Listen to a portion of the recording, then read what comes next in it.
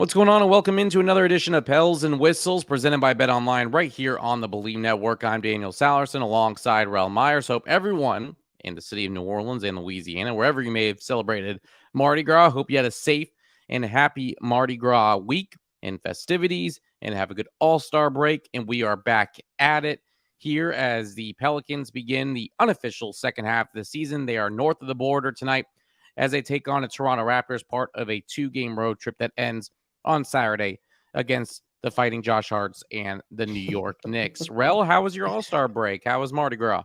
The break was good. I avoided Mardi Gras at all costs, so I had a very, very low key All-Star weekend, and it was nice. I know there was a lot of complaints about, not a lot of people were wanting to watch All-Star, and it actually I think got like the lowest ratings ever or something, or at It least in did. the Adam Silver tenure. So I wasn't mad at pretty much any of it. I had a good time, so I'm just inside hanging out on the couch with the dogs, and yeah, I just was happy to see our guys Jose and Trey out there. Yeah, good deal. I was in a darkness retreat for 4 days. I did not see the Woo. sun at all. I'm just kidding. I was trying to pull an Aaron Rodgers. I did Yeah, I not. was gonna say. Definitely not. But yeah, it was a good All-Star weekend. I did not watch the actual All-Star game. I was visiting family. I did watch Saturday night. But I just really didn't have an interest in watching Sunday. Just the All-Star game is just not something that's intriguing to me. And I know it's Yeah, intriguing for others. And it's not, I don't think there's really anything you can do to change it. It's an exhibition not game. much. Go Hmm. into low expectations. You're not going to get them to try very hard because you don't want Right, any of them to risk injury. right. Let's start paying attention and trying to make it better, and then someone gets hurt, and you're like, why does anyone care? Why is LeBron James getting hurt or Giannis getting hurt or whatever? Yeah, Because you want the All-Star game to be a little more competitive. It really didn't bother me that the fact that it wasn't really good, and I'm glad I missed it. I do like how the NBA promoted the fact that it was the highest ratings as far as Instagram and social and all yeah, the viewership for Saturday night, and then TV ratings come out for Sunday, and it was the lowest it's ever been in yep. quite some time. So it's interesting how they're judging, what's successful and what's not. But Saturday night Yeah. wasn't too bad. I'm not going to lie. I think there's still some tweaks that Hmm. need to be made. I think the skills challenge has lost its mojo a little bit. Yeah, I thought definitely. that the rules were confusing. I thought the Hmm. teams didn't really make sense. I understand putting a Utah Jazz team in there, but Hmm. for anyone else watching, there's really no intrigue for watching Kessler, Markkinen, and Clarkson go at it for the skills competition championship. Yeah, I think Friday might have been the most entertaining as far as the events go. Jose being mic'd up is like it's superstar content. I mean, just all Right. weekend long, even beyond the game and him hitting the game winner and everything. Um, all weekend long, he was all over the place. So it was kind of like this crazy like Jose campaign. But Saturday was cool. But Sunday, yeah, Sunday was probably the most boring out of everything. I think the most entertaining part of the actual game is when Jalen Brown and Jason Tatum were going head to head. Yeah. That was like a couple possessions back and forth. That was the most entertaining part of the whole game. Aside from that, it was just a guy gets the ball in the lane and everyone just moves out of the way, like, oh yeah, get your dunk off, man. And so I've seen a lot of people say that they need to, even though it's an exhibition game, they need to try to find a way to make it count for something. So I've seen people say put it back to East and West, and whichever team wins will get home court advantage in the finals or something. And it's like, well, yeah, they could do that, but if the guys are trying too hard, again, they might get hurt. So I'm not really sure what they can do to make it better, but I think for the most part, a lot of people are just expecting way too much from it. Like Right. at this point, I think Exactly. it is what it is for the game itself. It's like it's going to be a glorified layup line. We would like to see like a little bit of defense, but you can't really do too much about that. But yeah, back to the skills challenge. I do think that the rules with that are weird and the different rounds that they do. I think it'd be better to do what is it, the thing where they had a former NBA like legend, a Yeah. current player, and a A WNBA player. WNBA. That Yeah. was fun. So if they maybe go back to doing stuff like that, that'll be cool. But I mean, it's good people are voicing their opinions though, because they'll hear it eventually and decide to scrap the skills challenge and do something else. So Especially with the ending used to be the half court shot. And I think that's the most yeah, exciting with the time running out is who's knocking down yeah, the half court shot. But I agree, having a former player, having a current player, and then a WNBA star. I think I there was nothing wrong with that. I thought yeah, them it's just trying to awesome. get too cute when there's three different passing skills challenge events during the thing. Like You want to talk about trying to build your brand, and Yeah. nothing against this generation, but no one wants to see them bounce passing into a huge net for No, a and it was minute long. huge. It was way bigger than when they had the small one where you had to bounce past them. Right. Like it was, I didn't get it. It was very strange, And but one didn't move, one didn't work, one right. Overall, it was still entertaining, and I feel like a lot of times people are just like, "Oh, this is so stupid. This is so boring." Yada yada yada. But sometimes funny things come out of those things. Like last season, Scotty Barnes could not make a shot in the paint to save his life. And right. that became like a meme. It became a thing and it was funny. And so it's just like, we can't expect so much from it. But at the very least, I think you can find some entertainment in it. And I think some people's expectations are just way too high for that sort of thing. So none Yeah, I of this think stuff like actually matters for anything. So just relax and take what you can from yeah, I agree. I think everyone's a little critical, and I was too, kind of like, what am I watching here? But it's okay. A 3-point it. contest, I think, always brings the drama. I enjoy it. The fact that they had what was it, the new Sprite drink that it's called? It's the Pepsi's new serum is Yeah, Starry. Starry? Starry. Yeah, Yeah. clearly didn't really ring a bell with me if I didn't remember the name, so I'm not Nope. going out and buying my Starry. But the fact that they had the extra 2 3 point the balls that were worth 3 points, I Yeah. like that element of it, and there's Yes. always drama with it, so there's nothing really to be said about the 3-point contest. I still like it. Don't change the Mhm. format. Keep it with Mhm. 8 players, let it go to the top 4 and all that stuff. And Yeah, then the that's good. slam dunk contest, which of course everyone has an opinion on, and Mac Yeah. McClung, I thought really showed up. I mean, it was really Yes. entertaining to see him play. And I saw a stat that his career earnings was $106,000 and he won 100K just from winning the slam dunk contest. But can we Yeah, talk about our boy Trey Murphy? I for was sure. really pleased with how he did, and I thought, I don't know if there's anything taken away from Mac McClung. I don't know if Trey would have won, but Mhm. Karl Malone did not do him any favors or anyone favors that night. Karl Malone was the Grinch that No. stole the slam dunk contest. He was. I don't know why he was a judge. Like I get the Utah thing, but I don't think that you should just pick people who relate to the city to have them judge a dunk contest. He's No, not a dunker, you know what I mean? So yeah, he should not have been judging and yeah, he didn't do Trey any favors. But I guess we'll just add him to the list, He's a hater. put him on there. The windmill tomahawk dunk by Trey, I mean, Crazy. that was unbelievable. And I Yeah. think what I liked about Trey and Mac was, I mean, besides the Jose Alvarado part, which I thought was really good, and I think some people didn't really Hilarious. understand unless you were watching Pelicans games, but I thought it was great that Casuals. there were original moves. There was not a ton of Yes. props. There was not a car coming out. There was not a changing of uniforms. It was just, Right. besides, I mean, Mac put on his high school jersey, which was cool. Yeah. Um, but it was just like them going out and dunking. And I think that's what is kind of missed from the slam dunk contest. And not saying it's back. And I think there should be some more stars out there, especially if there is. I mean, who doesn't want to win $100,000? I'll go out there and try to dunk it for that, for that prize. But Yeah. I just think it's lost a little bit of its star power. But I thought Mac and Trey put on a show, which was pretty good.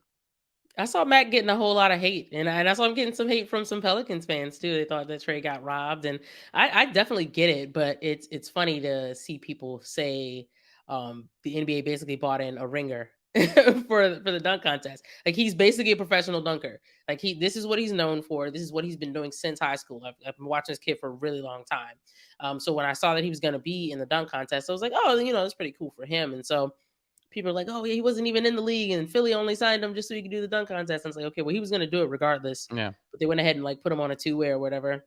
But yeah, I mean, he's been around. I think he was on a two-way or at least on the G League team for the Lakers for a little bit there. But yeah, I mean, I thought he deserved the win. I don't think that Trey necessarily got robbed. I think that they tried to discount some of what Trey did because of his height.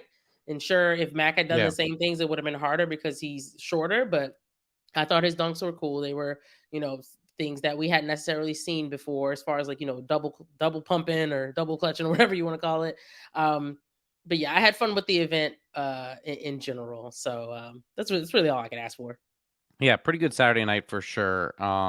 Definitely enjoyed that. And seeing Trey and Jose get some spotlight, some well deserved spotlight, with Jose winning the Rising Stars Challenge MVP for Team Pal, and Trey Murphy finishing runner up in the slam dunk contest on Saturday night. So yeah, and I'm guessing Sixers fans now, the Mac McClung jerseys, I'm sure, are sold out. It's probably going to be the top selling jersey here over the next couple of weeks, especially in Philadelphia Uh, now that he's on a 2-way contract. I mean, people are going to go to the games just to see Mac McClung. To see him sit on the bench. People will go. Man, Daryl and Morey, the crazy thing genius. is, like, I say I've been like, seeing him since high school, but I don't know that I've ever seen him actually play a game. Like, he had a lot of House of Highlights or Ball is Life highlights that are just dunks. Like, it could be a Yeah. 10-minute video and it's just dunks. So I'm not really sure, what else he could be doing out there, but yeah, it's one of those cases where you're rooting for the little guy.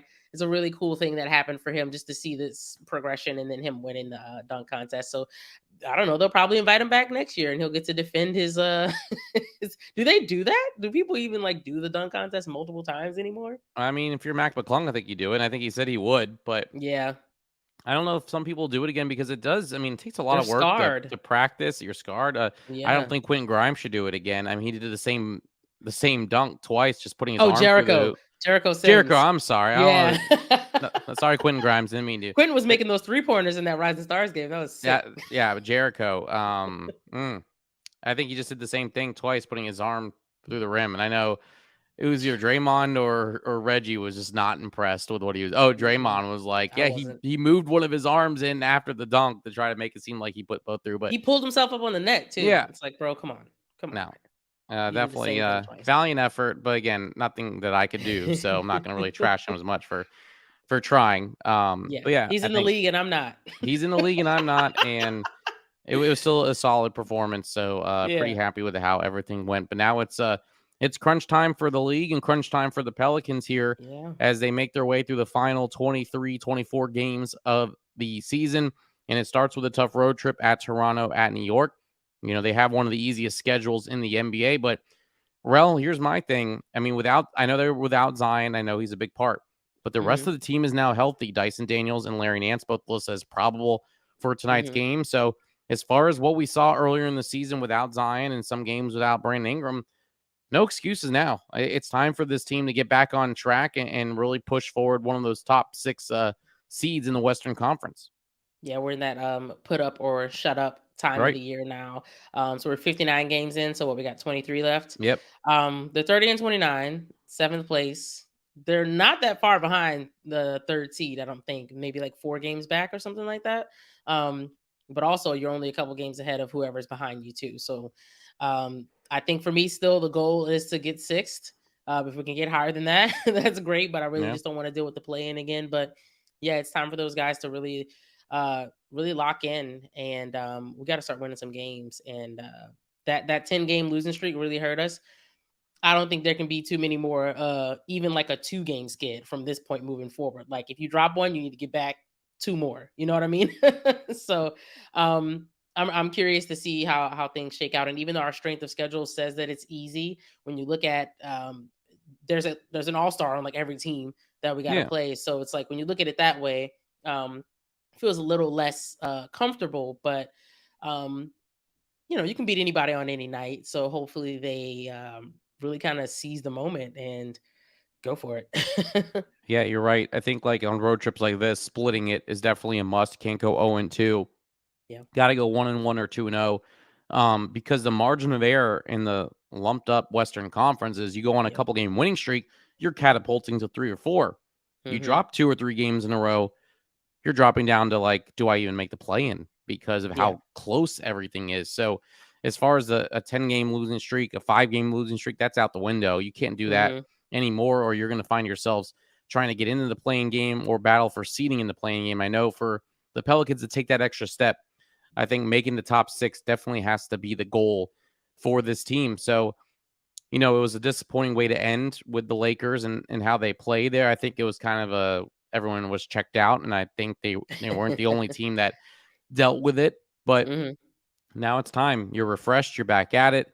And I'm curious to see how this team responds to kind of ending the way they did. But also, I think knowing that without Zion for a little bit, if you can get yourself in a position to compete for a 5-6 seed, and then when Zion gets back, put the pedal to the metal, I think this team hmm could be one of those teams that moves up the Western Conference ladder.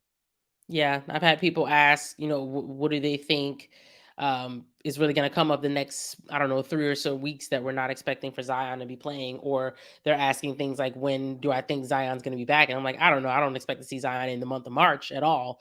But my fear is that once we get to April, it's like, okay, well, we're too close to like the play in or the playoffs. So do we want to drop him in at this high stakes thing, or do we just want to like sit him out? And now we're back to where we were last season, where he looked like he was ready, but then he didn't go play, and he's just like posting videos from the practice facility. So I'm just like, I'm scarred. I'm afraid that that's what's going to end up happening, and hopefully it doesn't. Maybe I'm just paranoid, but I'm paranoid for a reason. Like I'm not just this way Yeah, just because. you have a right to So be. I've been burned. We've been all hurt before from this, and I totally get it. And again, we don't know exactly every day what he's doing and when he's Hmm. going to be able to get back on the court. My thing is, and this is just my personal opinion, I would not suggest him waiting until the playoffs to get back. And Yeah. again, I don't know the severity. I know he had a setback with it, and the hamstring's very delicate to deal with. But Right. you would at least like, even if they are fighting for seeding in the beginning of April, for him to get some games under his belt so that when you get to the playoffs, no matter what seeding Hmm. you are, you have a fully healthy squad and a fully healthy Zion that's gotten those lumps out of the way, the games where he could be a little rusty, and for him to feel Hmm. comfortable mentally too, being back out there, knowing that he doesn't have to worry about the hamstring. So if he can come back late March, beginning of April, give the team some momentum, a boost, let him get out there, not necessarily play 30, 35 minutes, but be just a presence on the court, certainly changes the dynamic of the Pelicans. Whether he's out there, you still have to honor that. And whether you double team him, again, it just opens up so much more when he's on the floor, whether Hmm. he's at 100% or not. Obviously, you wait till he's 100%, but if you can get him back before the playoffs start, and then that way, when the playoffs are ready to go, he's fully 100% ready to go. I think that's the best case scenario for the Pelicans as Yeah. they get ready, because again, you never know what the matchup's going to be. Even if you're a playing team with Zion back at 7 or 8, you just have to win one game.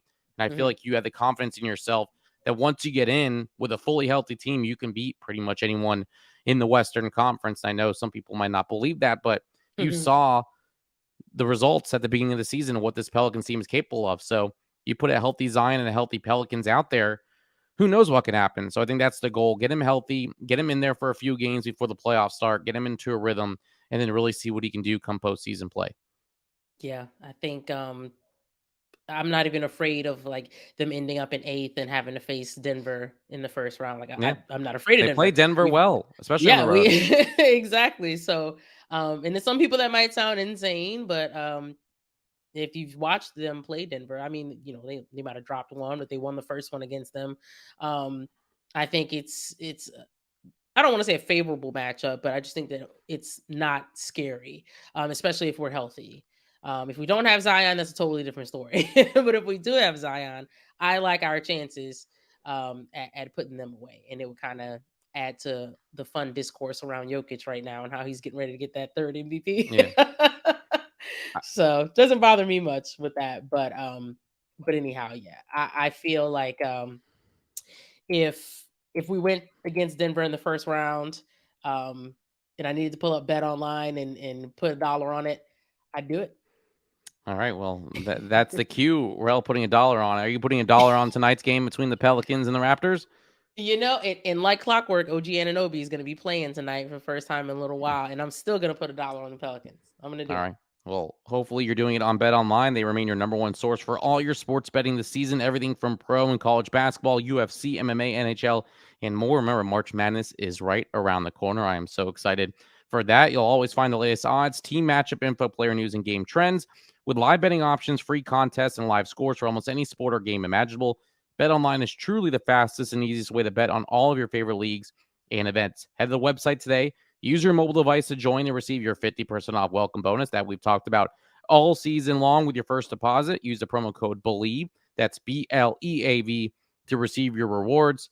BetOnline.ag, where the game starts. And I think going back to what you talked about with the matchups for what the Pelicans could do, I think it just all comes down to expectations for this team. And I Hmm. know expectations certainly have changed, especially from the beginning of the season. But I think it all comes down to what Pelicans fans do expect from this team and what's a successful season. Is it just making the playoffs? Hmm. Is it getting out of the first round? Is it being a top 6 team? Is it being a top 4 team? Um, and I think that's going to change kind of how we look at this team in the final 23 games and how we look at the end of the season. And so for me, I just kind of want to see how this team kind of overcomes some adversity in these final 23 games without Zion, how the Yeah. pieces fit without him there. Because again, this is a long game.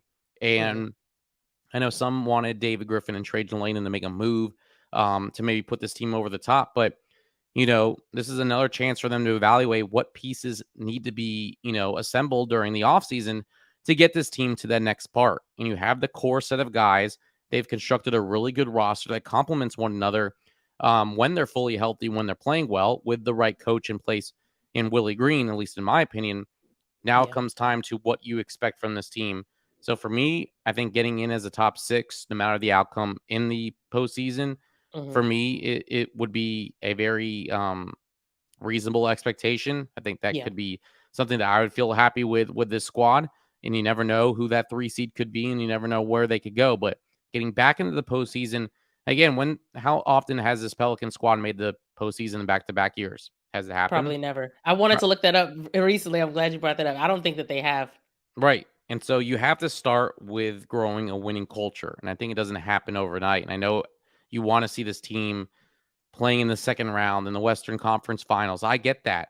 But I Hmm. feel like this team is in a good spot right now. And I feel like just trying to make a move for the sake of making a move and, oh, we got to be a top 4 team or this is a failure of a season. No, you want to see growth. And if you feel Right. comfortable walking away from the season going, I felt this team got better, here's what we need to get to the next step, then I will feel comfortable with however the season ends. But you do want to end with some momentum, and you do want to end feeling good about what the future is like for this Pelicans team in the West. Yeah, I just had to pull it up really quickly. Obviously, as Pelicans, they have never been in the postseason consecutive seasons. But the last time this franchise did go to the postseason in consecutive seasons, it was 07-08 and 08-09. And in that 07-08, obviously they lost in the Western Conference semis. But then the following year, they lost in the first round. So Yeah, it's a bunch of first round exits on here, except for that good old 2018 playoffs run, right. Western Conference semis again. But yeah, that would be huge. And I think that even if they were to get there and be an exit in the first round, I think a lot of people will be like laser focused on that and not focused on the fact that they just went to the playoffs for consecutive years for the first time in this era and for the first time since they've been the Pelicans. So it's one of those things where it depends on how you want to look at it. You can even Right. either like look at it and focus on the negatives, or you can acknowledge the negatives, but also and just focus on the positives. Yeah, that's what I'm saying. And I think, again, like you mentioned, it's been 15, 16 years since they made back to back postseasons. Jesus, a Again, long you time. got to establish yourself as a winning ball club throughout just more than one year. You don't want to Yeah. make the playoffs and then not make the playoffs and then every other year and you're just trying to bounce your way in as a fringe playoff team. You want to see the growth, but you also want to be a consistent winner and you want to show other players that maybe want to come to New Orleans like this Hmm. team's going to be good for a while. And in order to show that, you got to make the playoffs more than just Yep. for one year. And so I think that's got to be the goal in these final 23 games. Establish that rhythm, establish what you set out to do, especially how you played at the beginning of the year. If you can get that mojo back when Zion comes back, Hmm. this team could be very dangerous come beginning of April. And hopefully they're playing maybe sometime in May. And I feel like that will really kind of get the fan base engaged, in which they Hmm. have been even the last couple of years. But Hmm. to take that to the next level and truly be a team to be reckoned with for not only just this year and last year, but for years to come. Yeah, it starts tonight with this game against Toronto. The most that they can do, and the most that we can do as fans, is just take it one game at a time. So they win tonight. There you go. Let's move on to Saturday. Let's go beat New York. So if they do get a win tonight in this set of 10 games, they would move to 5-5. If they lose, they'd be 4-6. So if they could be 5-5 in this set of 10 games, I'd be happy with that because so far this season we've only been under 500 in that game 41 through 50. We were 2-8. So I'd rather look at it that way than be like, hey, we lost 10 straight. I just rather look at the 2-8. Yeah, exactly. Right. They won 2 games in that 10-game stretch. So Yeah. ignore the 10-game losing streak. That's what we're all Yeah. trying to get rid of here in the final 23 games. Well, we'll be with you throughout the rest of the way through the 23 games, through the playoffs, whichever this team and even after. So, Yep. and we All through the appreciate summer. you all through the summer. We appreciate everyone that has tuned in. Don't forget to tell your friends, like or subscribe. Rate the show if you can, except if you're trying to give us a 1, then don't even bother. Yeah. And we'll Don't come even. find you and make sure to put earphones in your ears and make sure you listen again to realize that you should be giving us a 5 every step of the way. We'll be back next week and recap, hopefully, a successful road trip. Again, in Toronto tonight, and then against New York Saturday, back home for just one game before they head out west. So, schedule not in their favor to start the All Star break, but again, they have one of the easiest schedules in the final 23 games in the NBA. Rel, I appreciate it. Get some rest, and we'll talk to you next week. All right. Take care. All right. Until then, for Rel, I'm Daniel. Thanks for listening to Pels and Whistles, presented by Bet Online right here on the Believe Network.